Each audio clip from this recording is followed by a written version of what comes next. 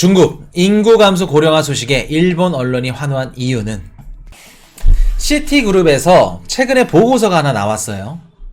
보고서 제목 이름은 중국의 일본화.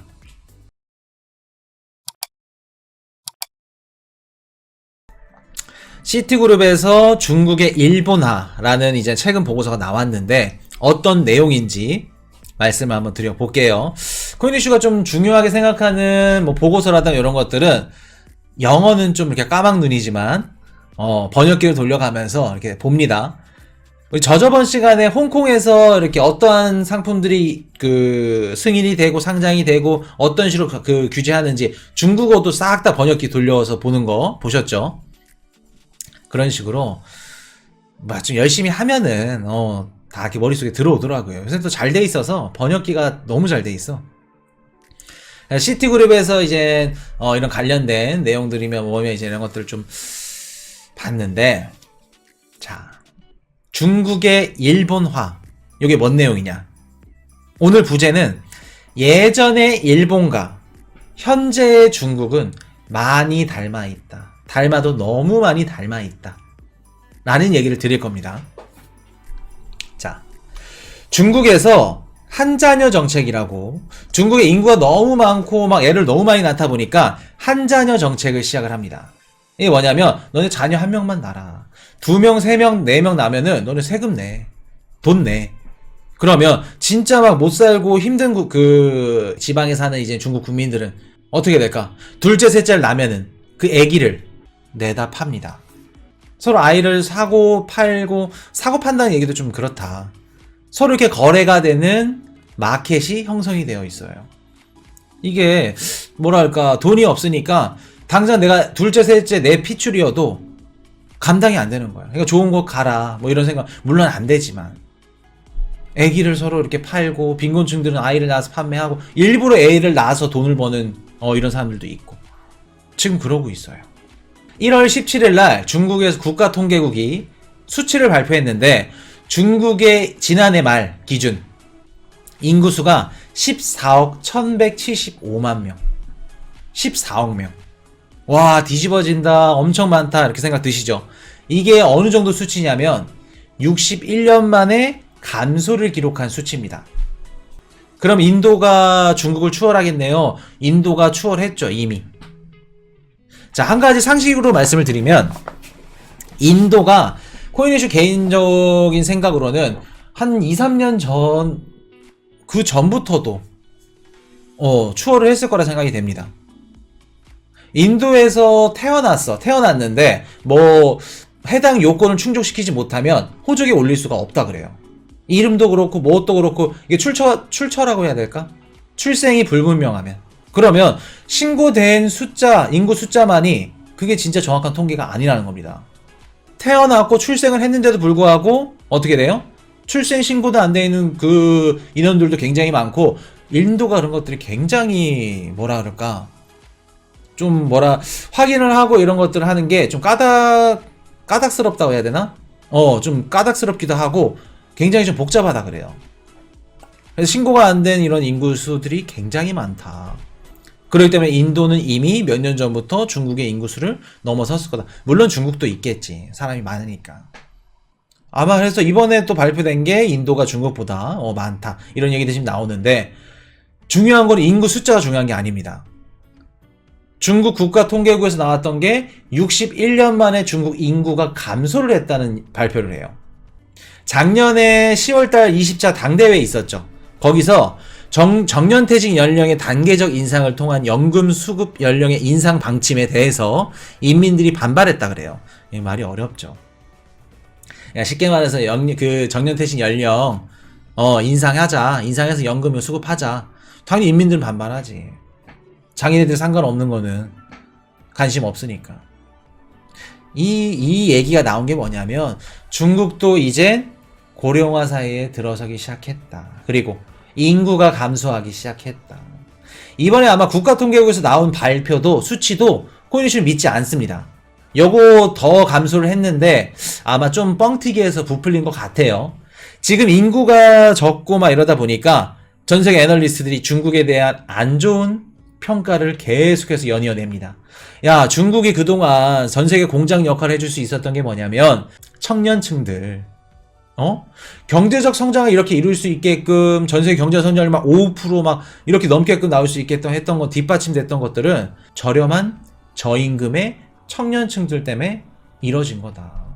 근데 그분들이 지금 나이가 다 들었고 인구수가 적다는 건 앞으로 중국 기업들이며 제조업체며 수출하는데 차질이 생긴다. 이 언론들 이런 분석들 보고서들을 내니까 중국 국가통계국에서는 어떻게 해요? 예를 들어서 1억 명 감소한 거 5천만 명 감소한 거로 줄여버려. 그럴 가능성이 높다는 겁니다. 자, 그러면 이 이야기를 듣고 막 신나서 좋아서 막 웃는 국가가 있어. 누굴까? 바로 옆에 나라 일본이 있죠. 옆 나라 일본입니다. 일본에서 기사가 이제 어떤 식으로 나왔냐면, 야, 중국이 드디어 인구가 감소했다. 61년 만에. 고령화 사회에 들어서기 시작했다. 고령화 대책이 제일 잘 돼 있고 고령화 사회에 제일 으뜸이 되어 있고 준비가 제일 잘 되어 있는 국가가 누구예요? 일본이죠. 일본. 그러면 중국이 기존에는 막 30대 40대 인건비도 싸고 이 청년들이 막 물건을 찍어내서 막 싸게 뒤집어지게 수출을 했는데 이제는 그게 안 되고 힘들어지니까 어라 이거 봐라. 중국과 일본이 수출하는 물품들, 기업들이 중국 기업들을 이겨낼 수 있는 어떻게 돼요? 우리가 기존에는 일본 기업들이 질로 막 했어. 근데 중국은 가격으로 조졌죠. 조졌다는 얘기는 좀 그렇죠. 가격으로 이렇게 했는데 이제 가격이 안 되니까 일본은 어떻게 돼요? 일본 기업들한테는 더 많은 기회가 생기는 거죠. 더 많은 비즈니스나 기회들이 창출될 수 있다는 겁니다. 일본은. 그래서 일본은 지금 좋아하고 있는데 이거는 심각한 문제가 아닙니다. 중국이 지금 심각한 문제가 아니에요. 진짜 중국의 심각한 문제는 중국의 일본화입니다. 자, 일본화가 뭔지 한번 말씀을 드려볼게요. 중국 인구 감소가 세계적 차원에서 갖는 의미 이런 식으로 쭉 나오는데 지금 시티그룹에서 어떠한 내용이 나왔냐면 중국의 경제 현황이 일본과도 너무 비슷하다 라는 얘기를 합니다. 자, 일본 우리 코니슈 가족분들은 일본에 대해서 많이 배우셨죠. 이미 그냥 귀딱지가 앉을 정도로 1950년도 전세계 반도체를 이끌었던 국가가 누구예요? 전세계 시가총액 탑 100 안에 드는 기업들이 죄다 일본 기업들이야. 반도체, 뭐 메모리 반도체 뭐 이런 것들. 인텔 그때 명함도 못 내밀었어. 그리고 2000년도 금융은행 일본 은행들이 전세계 시가총액 탑 100 안에 다 들어가 있어. 그때 당시 뭐 엔케리 트레이드부터 시작해서 이것저것 뭐 다 그렇게 잘 나갔던 일본이 1985년도 우리 플라자 합의 그렇게 되면서 엔화가 강세로 나갔고 1990년도 일본 증시가 월가의 금융 폭격을 당하기 시작합니다. 그때 당시에 1985년도 플라자 합의 때 엔화가 강세로 뛰면서 일본 부동산 가격과 일본 증시의 가격이 미친 듯이 올라갑니다. 거품이 끼기 시작하죠.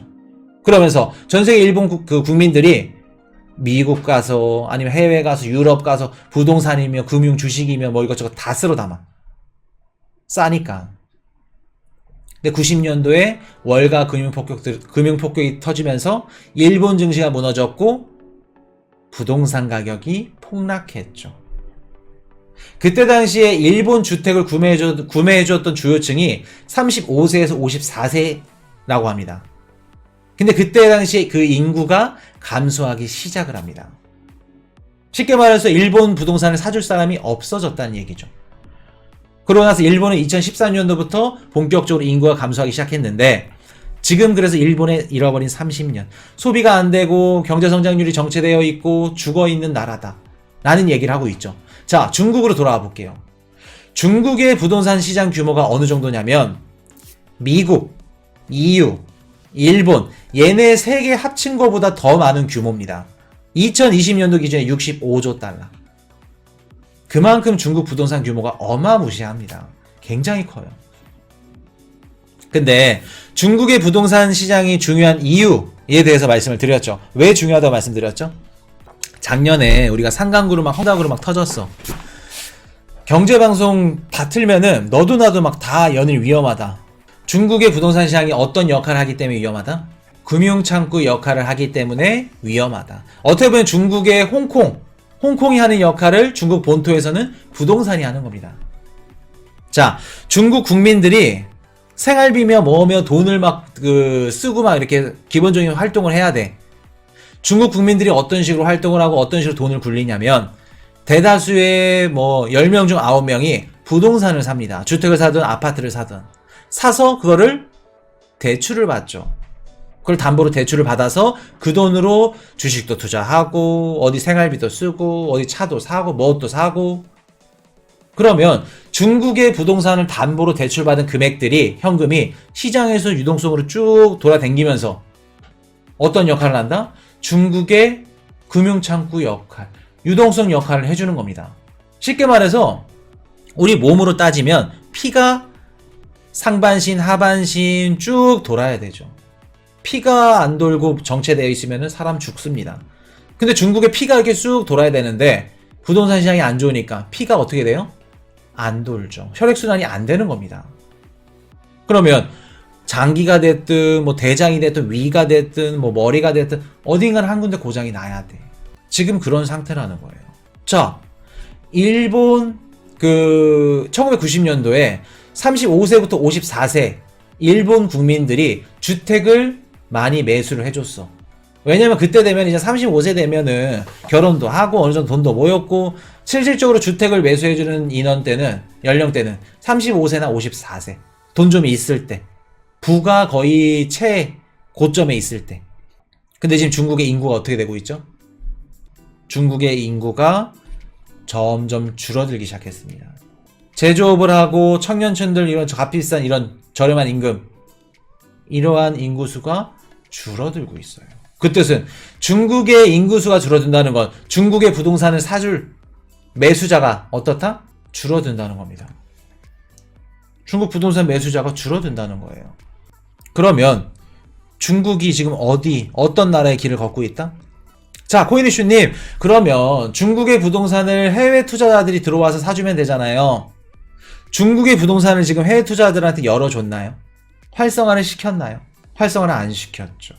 자, 그리고 지금 기존의 해외 자본들, 중국 본토나 홍콩이나 그나마 중국에 투자하려고 들어왔던 자금들, 기업들, 이런 것들이 지금 시진핑 체제 리스크, 막 이것저것 막, 홍콩 탄압하지, 국가보안법 하지, 이러다 보니까 시진핑 체제 리스크 때문에 다 나가. 해외 투자자들이 지금 그 중국 채권을 던지고 중국에 투자하는 기업들을 다 회수하고 철수하고 인력들이 유출되고 있습니다. 그렇게 되면 당연히 위안화로 바꿔서 나가는 거기 때문에 위안화 가치도 하락하는 거고. 자, 코니씨가 이런 말씀을 드렸었어. 중국은 나중에 이거를 개방할 수밖에 없다. 지금은 중국 본토의 5%만 개방을 했습니다. 일부분만 개방을 했다는 거죠. 중국에 뭐를 개방할 수밖에 없다? 금융시장을 개방할 수밖에 없다라는 말씀을 드렸었죠. 지금 미국이 금리를 들어 올린 거는 물가를 잡기 위해서도 있고 경기 침체를 뭐 이끌어가면서 어떻게 뭐 노랜딩하고 뭐 이런 것도 있겠지만 나중에 최종적으로 타겟을 잡고 노리는 건 중국입니다. 금리를 들어 올리면 올릴수록 중국은 힘들게 되죠. 금융시장을 개방할 수밖에 없게 될 겁니다. 왜? 중국의 부동산은 어떻게 해야 돼요? 해결이 될 수가 없습니다. 이거 줄도산 나서 정부에서 다 가져가거나 아니면 해외 투자자들, 해외 금융 자산들 쭉 받아야 돼요. 우리 IMF 1997년도 외환금융위기 터지고 나서 누가 들어왔죠? 우리 한국 시장에 월가가 들어왔습니다. 1990년도 일본 터졌어. 누가 들어왔죠? 미국 월가가 들어왔습니다. 자, 중국 앞으로 부동산 시장 터지고 이것저것 안 되면 누가 들어와요? 미국이 들어오는 겁니다. 그러면 이미 1997년도, 1990년도 일본이 전철을 밟았고 7년 뒤에 한국이 전철을 밟았고 그 뒤에 전철을 밟는 국가 누가 된다? 중국이 될 거다. 중국이. 이번 연도 설 특집으로 유료 강의 영상 올려드렸었죠. 그때 내용이 뭐였죠? 중국이 이런 식으로 금융 개방을 하게 되면 우리 코인이슈 가족분들은 어떤 자산을 투자할 거다? 코인이슈랑 같이? 중국이 금융시장을 개방하고 중국이 무너지면 그때 월가 애들이랑 헤지펀드, 뭐 조지소러스, 뭐 자산운용사, 블랙러 이런 애들이랑 중국 주식을 살 겁니다. 중국 관련된 자산들을 미친 듯이 같이 들어갈 거예요. 누구랑? 월가 애들이랑. 그리고 코스피가 1997년도 이후에 얼마나 폭등을 했는지 보시면은 왜 코인 이슈가 우리 코인 이슈 가족분들이랑 같이 중국 주식을 막 살려고 기웃기웃대냐 생각하냐, 얘 준비하고 막 대기하냐, 이해가 가실 겁니다. 그렇기 때문에 지금 밤 11시까지도 이렇게 공부를 하시는 거고, 내가 현금을 갖고 있다면 어떤 자산을 사야 되는지 알 수 있기 때문에. 코인 방송이라서 무조건 코인만 사는 거 아닙니다. 현금 무조건 30%는 갖고 계시는 거예요. 갖고 계셨다가 코인도 사고 부동산도 사고 주식도 사고, 그때 그 적재적소 그 순간에 가장 저렴한 자산을 사는 겁니다. 진짜 투자는. 아까도 말씀드렸죠. 기회는 준비된 자만이 얻을 수 있다. 지금 어줍잖은 알트들, 뭐 롱 그리고 막 숏 그리고 단타 치고 이런 어줍잖은 방송들 보면서 알트코인 타시면 그 소중한 기회를 잃으실 겁니다. 진짜 정신 똑바로 차리고 준비하셔야 돼요. 아시겠죠? 자, 여기까지 말씀을 드리고, Hey, I got a confession. Been losing all momentum. Just because it's easy, well, that don't make it better.